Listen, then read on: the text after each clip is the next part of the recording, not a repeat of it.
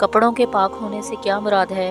جو کپڑے نماز پڑھنے والے کے بدن پر ہوں، جیسے کرتا، پاجامہ، ٹوپی، عمامہ، اچکن وغیرہ، ان سب کا پاک ہونا ضروری ہے، یعنی ان میں سے کسی پر نجاست غلیظ کا 1 درہم سے زیادہ نہ ہونا اور نجاست خفیفہ کا چوتھائی کپڑے تک نہ پہنچنا نماز جائز ہونے کی شرط ہے۔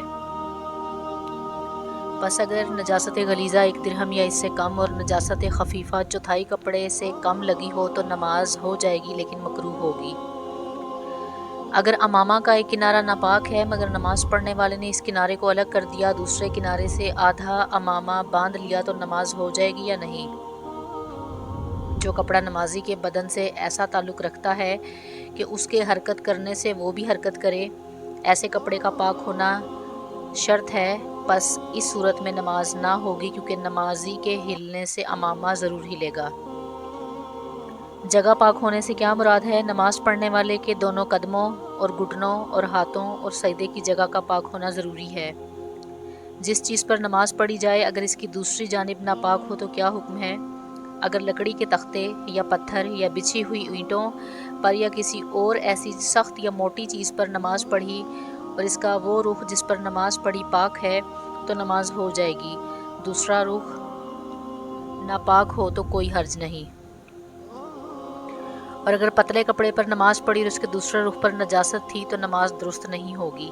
اگر کپڑا دوہرا ہو اور اوپر والا پاک نیچے والا ناپاک ہو تو کیا حکم ہے؟ اگر یہ دونوں آپس میں سلے ہوئے نہ ہوں اور اوپر والا اتنا موٹا ہو کہ نیچے کی نجاست کی بو یا رنگ معلوم نہ ہو تو نماز جائز ہے، اور اگر دونوں تہیں کپڑے کی سلی ہوئی ہوں تو احتیاط یہ ہے کہ اس پر نماز نہ پڑھی جائے۔ ناپاک زمین یا کپڑے یا فرش پر پاک کپڑا بچھا کر نماز پڑھ لے تو کیا حکم ہے؟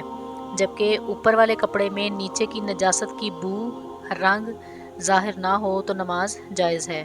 اگر نماز کی جگہ پاک ہے لیکن کہیں آس پاس نجاست اور اس کی بو نماز میں آتی ہے تو نماز ہوگی یا نہیں؟ نماز ہو جائے گی لیکن قصداً ایسی جگہ پر نماز پڑھنا اچھا نہیں ہے۔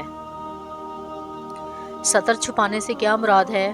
مرد کو ناف سے گھٹنوں تک اپنا بدن چھپانا فرض ہے، یہ ایسا فرض ہے کہ نماز کے اندر بھی فرض ہے اور نماز کے باہر بھی فرض ہے، اور عورت کو سوائے دونوں ہاتھوں، دونوں ہتھیلیوں اور پاؤں اور منہ کے تمام بدن ڈھانپنا فرض ہے۔ اگرچہ عورت کو نماز میں منہ چھپانا فرض نہیں، لیکن غیر مردوں کے سامنے بے پردہ کھلے منہ آنا بھی جائز نہیں۔ اگر سطر کا کوئی حصہ بلا قصد کھل جائے تو کیا حکم ہے؟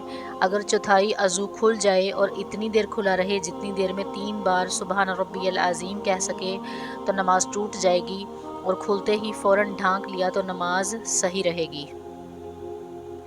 اگر کوئی شخص اندھیرے میں برہنہ نماز پڑھ لے تو کیا حکم ہے؟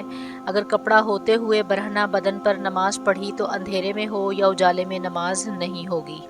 اگر قصداً چوتھائی عضو کھولے تو کیا حکم ہے؟ قصداً چوتھائی عضو کھولتے ہی نماز ٹوٹ جائے گی۔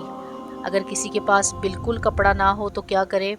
اگر کسی طرح کا کپڑا نہ ہو تو کسی اور چیز سے بدن ڈھانکے، مثلاً درختوں کے پتے یا ٹاٹ وغیرہ، اور جب کچھ بھی سطر ڈھانکنے کو نہ ملے تو برہنہ نماز پڑھ لے، لیکن اس حالت میں بیٹھ کر نماز پڑھنا اور رکوع اور سجدے کو اشارے سے ادا کرنا بہتر ہے۔